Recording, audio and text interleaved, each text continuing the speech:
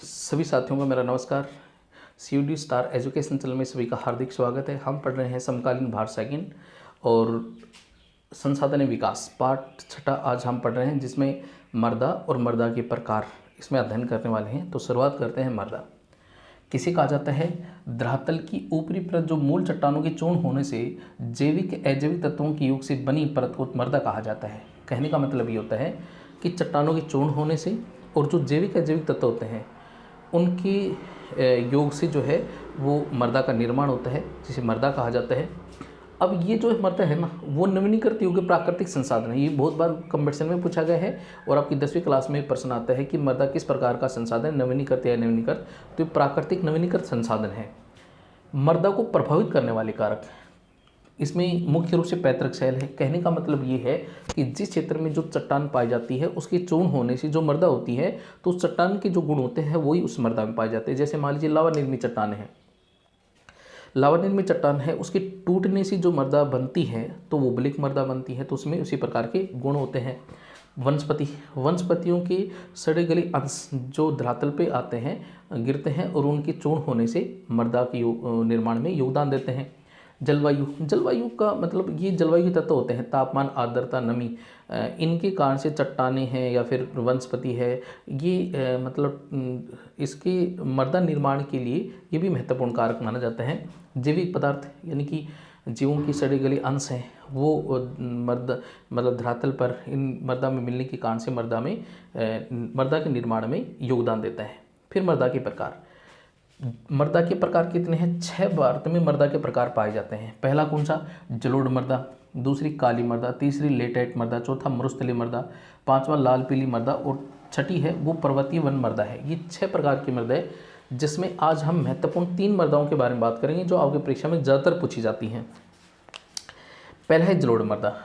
किसे कहा जाता है? वह मर्दा जो नदी निक्षेपण द्वारा निर्मित होती है, यानी कि नदियों के द्वारा भागकर लाई गई मर्दा जो किसी मैदानी भाग में इकट्ठा करती है, जमा करती है, निक्षेपण करती है, तो वो जलोढ़ मर्दा कह जाती है। ये अत्यधिक उपजाऊ और भारत के कुल भाग के 40% भाग पर फैली हुई है, यानी कि इसका विस्तार जो है ना, क्षेत्रफल है वो ज़्यादा भाग में फैली हुई है। अब ये आयु के आधार पर 2 प्रकार की होती है, पुरातन जलोढ़ मर्दा, नवीनतम जलोढ़ मर्दा।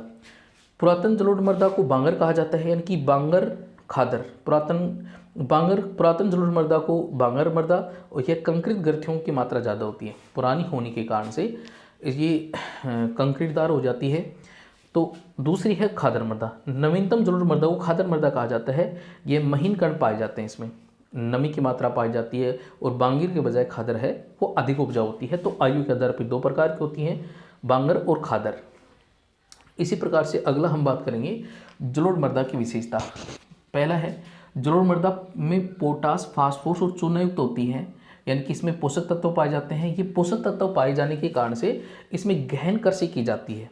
और गहन कृषि में किन किन फसलों की पैदावार की जाती है? गन्ना, गेहूं, चावल, अन्य अनाज दलहन फसलों का यहाँ पे अच्छे तरह से उत्पादन कर लिया जाता है। तो ये इसकी मुख्य विशेषता है, पूछा जा सकता है परीक्षा में। काली मर्दा, यह मर्दा लावी चट्टानों से निर्मित होती है। कहने का मतलब यहाँ जो लावा निर्मित चट्टानें होती हैं उनके टूटने के चूर्ण होने से जो मर्दा बनती है उसे काली मर्दा कहा जाता है। इसे रेगुर मर्दा भी कहा जाता है। ये बहुत बार कंपटीशन में और 10वीं क्लास में भी आ चुका है कि रेगुर मर्दा किसे कहा जाता है, तो काली मर्दा को रेगुर मर्दा कहा जाता है।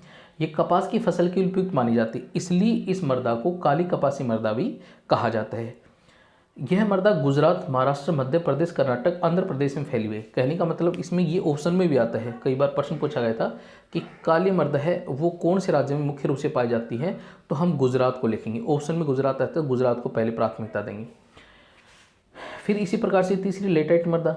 यह लेटेट शब्द ग्रीक भाषा के लेटर शब्द से लिया गया है, जिसका अर्थ होता है ईंट, और ईंट लाल कलर की होती है, इसलिए इसे लेटेट मर्दा कहा जाता है।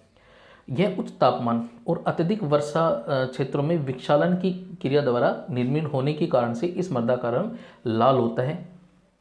ठीक है, और ये अधिक अम्लीय और क्षारीय होती है। ठीक है, इस मर्दा में यह मर्दा है ना, ये कहाँ कहाँ फिर फैली है और इसमें उत्पादन क्या क्या किया जाता है, तो कर्नाटक, केरल, तमिलनाडु में चाय और कॉफ़ी का उत्पादन किया जाता है। दक्षिण भारत में नीलगिरी की पहाड़ियों पर कर्नाटक, केरल और तमिलनाडु में चाय, कॉफ़ी का उत्पादन किया जाता है और ये काजू की फसल के लिए अधिक उपयुक्त मानी जाती है।